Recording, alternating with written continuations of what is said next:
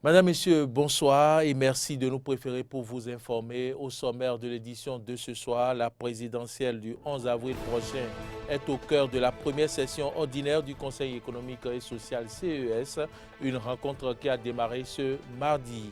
L'Observatoire chrétien catholique de la gouvernance OCCG était ce matin face aux hommes des médias pour sensibiliser les populations à la culture de la tolérance et de l'acceptation de l'autre. Nous en parlerons dans ce journal.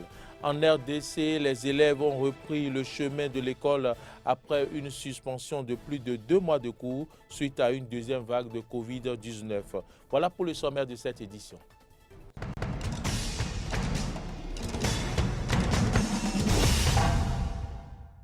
Bienvenue à toutes et à tous. Les membres de l'Observatoire chrétien catholique de la gouvernance et des autres confessions religieuses étaient face aux hommes des médias ce matin.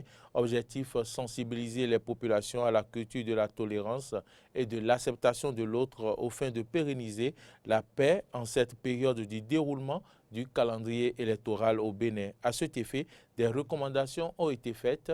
Écoutons le représentant de l'OCCG au micro de Carole Olaye et de Romaric Devauchy.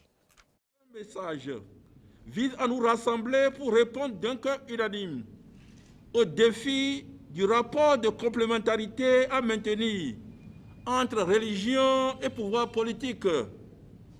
Il s'agira, autour de 6 points, de montrer le fondement et la contribution des confessions religieuses à la Constitution nationale, autour des valeurs de défense de la sacralité de la vie humaine à préserver contre toute violence. Pensons à Dieu et acceptons de ne pas recourir, pour quelque raison que ce soit, à des comportements de haine, de violence. Notre peuple est un peuple qui craint Dieu, en dépit de tout. Et il cultive en ce sens la culture de la paix et non de la violence. Comme dans le passé, vos pasteurs et leaders religieux voudraient vous inviter solennellement à la prière de demande de pardon et d'intercession auprès de Dieu pour le pays, selon le calendrier suivant. La prière renouvelée, intense et abondante pour notre pays est capitale dans le contexte actuel de sa vie politique, notamment à cette phase du processus électoral. Nos pasteurs et religieux nous y invitent, selon le calendrier que voici. Le vendredi 26 février, ce vendredi, journée nationale de jeûne et de prière. Et la prière, particulièrement entre 13h et 14h, que partout sur le territoire, dans les marchés, dans les rues, spontanément, à 16 heures, que citoyens d'un peuple fait de croyants, nous nous unissons pour prier pour notre pays. Demandez pardon pour nos manquements et confier au Seigneur notre vivre ensemble pour que rien n'entache la cohésion sociale, l'esprit de fraternité, de réconciliation qui nous rassemble sur le même territoire.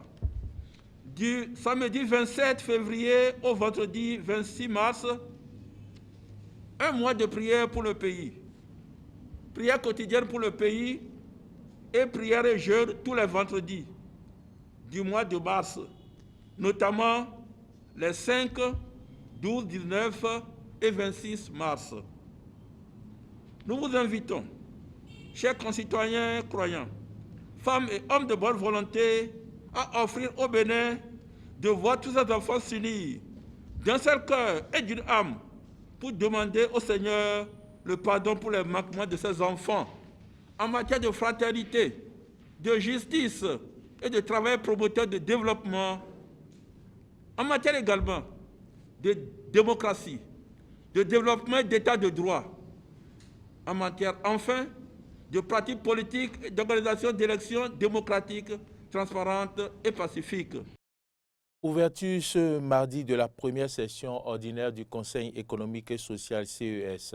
Les conseillers présents réfléchissent sur la présidentielle du 11 avril et surtout la recrudescence des cas de contamination liés à la COVID-19.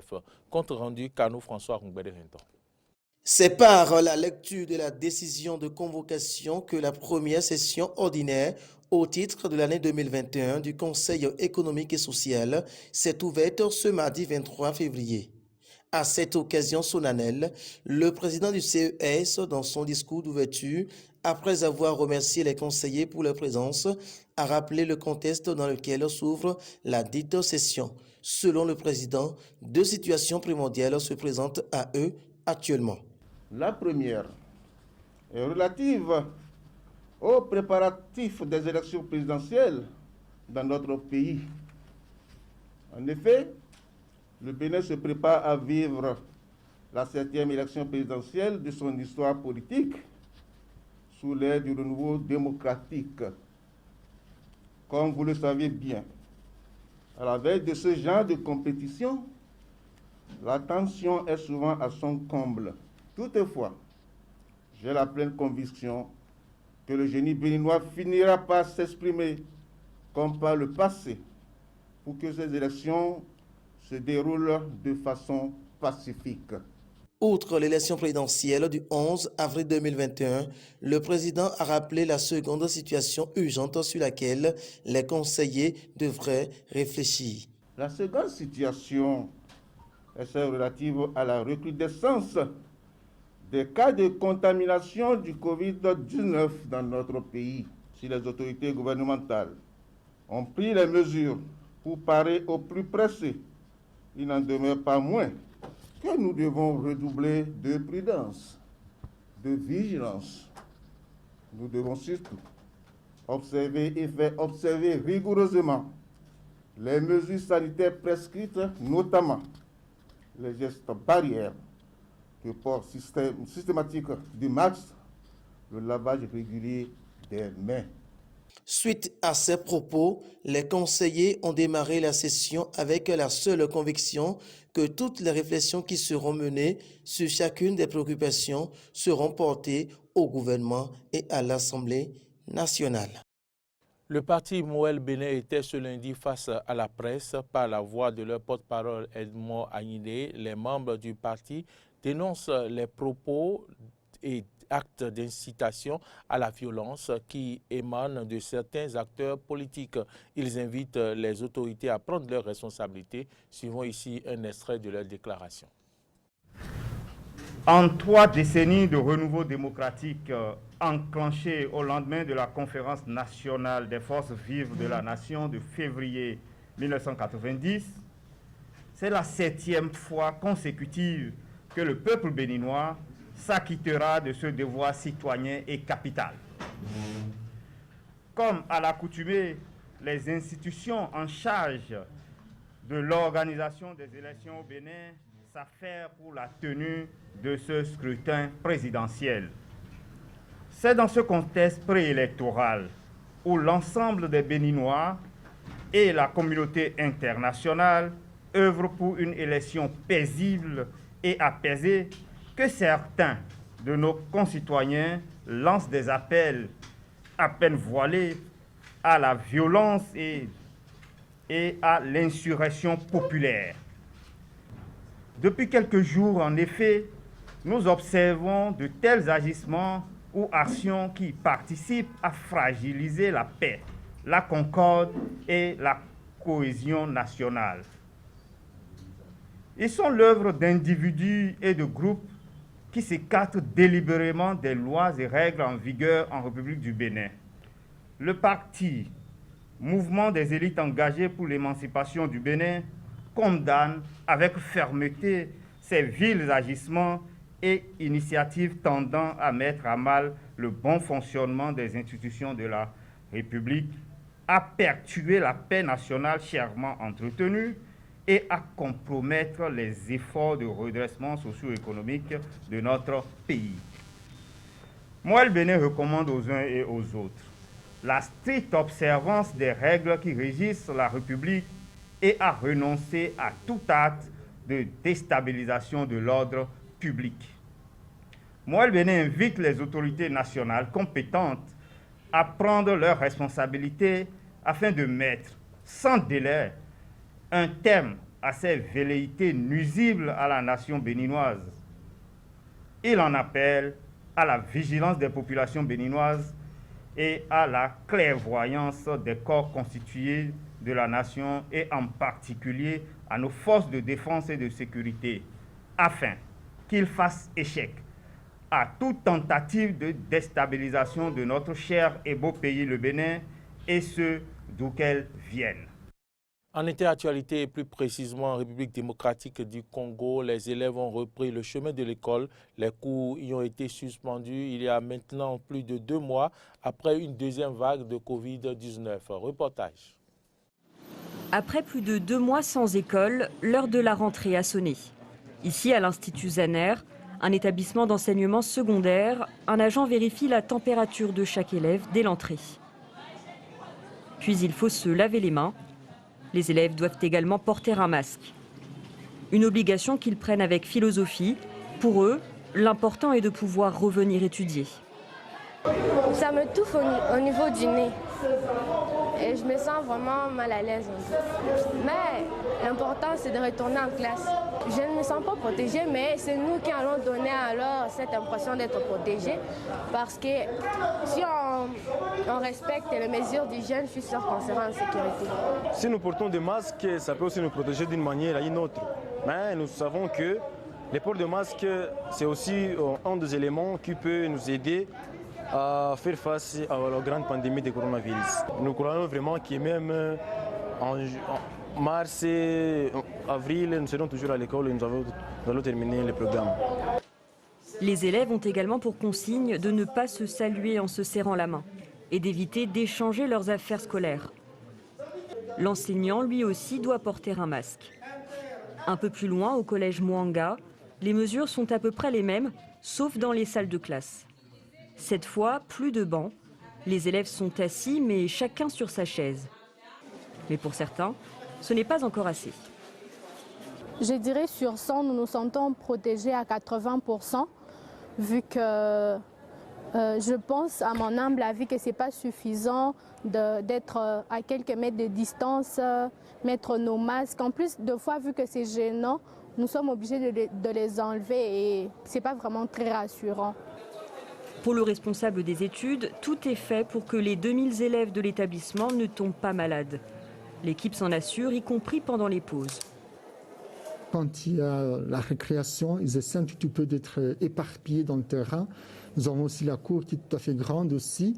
Et ça permet à ce que les enfants ne soient pas confinés ensemble. Il y a de quoi être vraiment séparés pour ne pas être vraiment ensemble. La ministre provinciale de l'Éducation s'est également rendue dans cet établissement. Il s'agit de vérifier que les mesures barrières sont bien respectées. Nous allons continuer à faire la sensibilisation parce que c'est nous, les parents et tout le monde qui doit s'impliquer pour que nous ne puissions pas avoir des cas de coronavirus dans des écoles. La République démocratique du Congo reste relativement épargnée par la pandémie. Depuis que celle-ci a commencé, le pays a comptabilisé plus de 25 000 cas. 700 personnes sont décédées du Covid-19. Aux États-Unis, plus d'un demi-million de décès liés au Covid. Un bilan tellement lourd que le président des États-Unis a pris la parole lundi soir pour s'adresser à la nation. Il y a davantage d'Américains qui sont morts à cause de la pandémie que 3 guerres réunies, a déclaré Joe Biden. L'Amérique est en deuil. Reportage.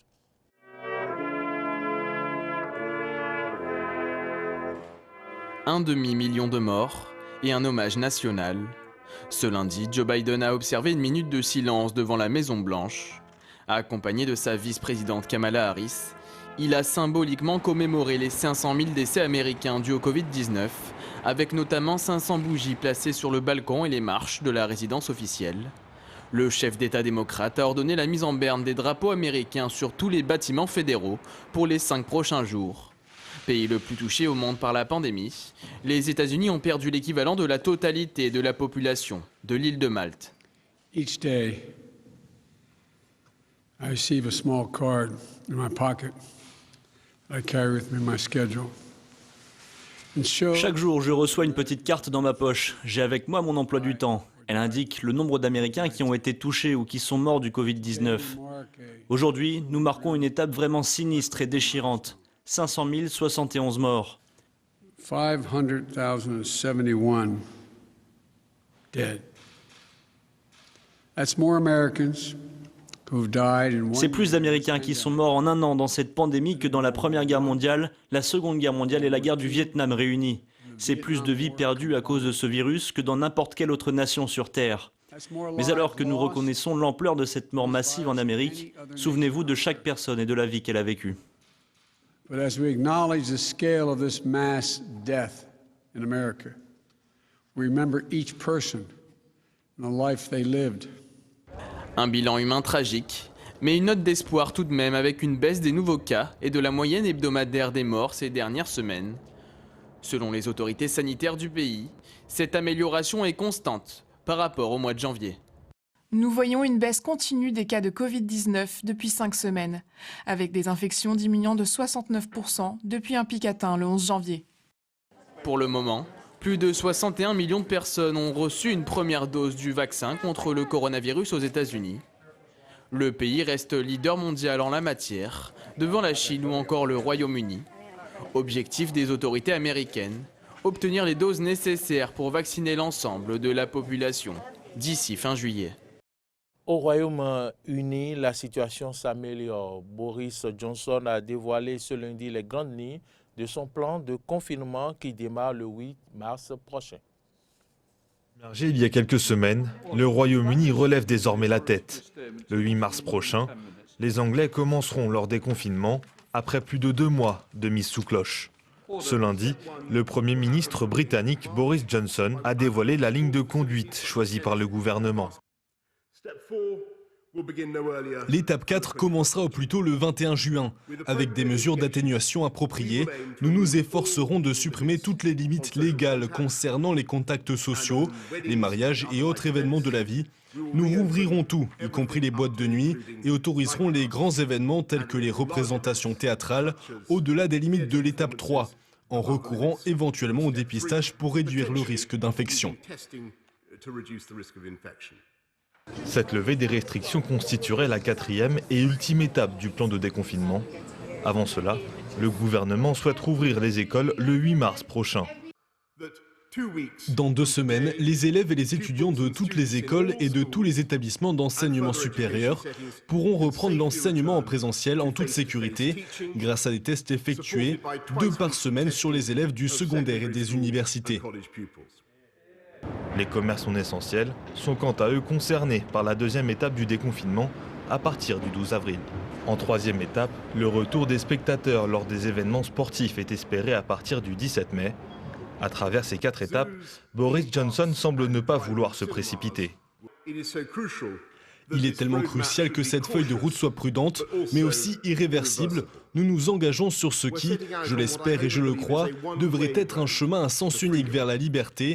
Et ce voyage est rendu possible par le rythme du programme de vaccination. Si les dates annoncées ne sont pas figées, elles sont néanmoins porteuses d'espoir outre-Manche, alors que le Royaume-Uni est le pays européen le plus meurtri par la pandémie. Madame, Monsieur, c'est ici que se referme ce journal. Si vous l'avez suivi, merci de votre fidélité. Bonne suite de nos programmes et à demain.